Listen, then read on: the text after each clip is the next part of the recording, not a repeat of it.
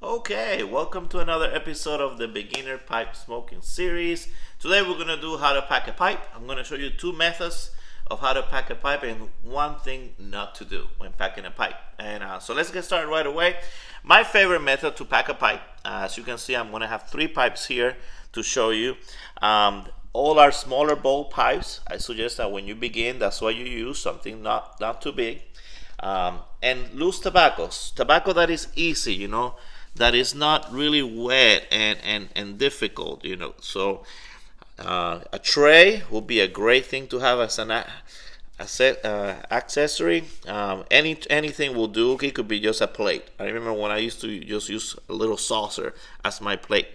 This is the messiest of the methods, but it's the one that works the best if you want to keep a lid. You put it in the palm of your hand like this.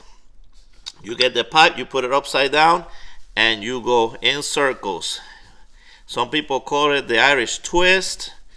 It's going to create a mess, but guess what? At the end, everything's going to be packed pretty even. As you can see, the tobacco just goes into the pipe there, right? You can use your finger, or later on, I can show you a tamping, and just kind of pack it there a little tightly. I wouldn't do it too tight, and that's it, and it's ready to pack. That's one method. Another method that you can do is what a lot of people do, which is the gravity method. That means, they're just going to put it in there, let gravity kind of, let it fall like that. You can shake it.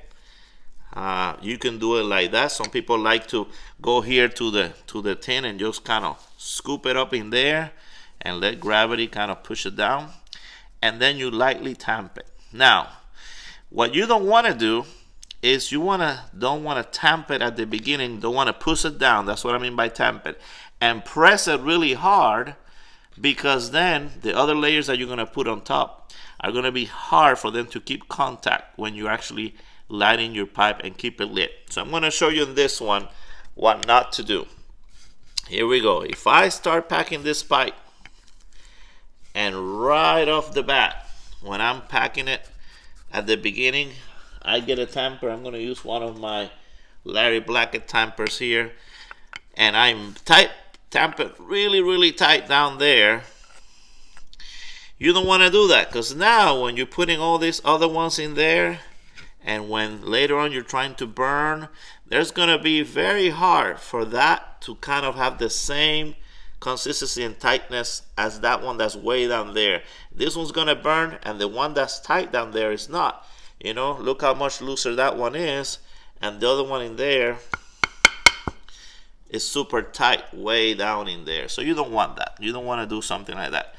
So even though there's different methods, there's definitely a method not to do, and that is to make that, those beginning filling of the pipe super tight. Even trying to get it off, is difficult. So that's what not to do. So there you go. I hope one of those methods helps you out.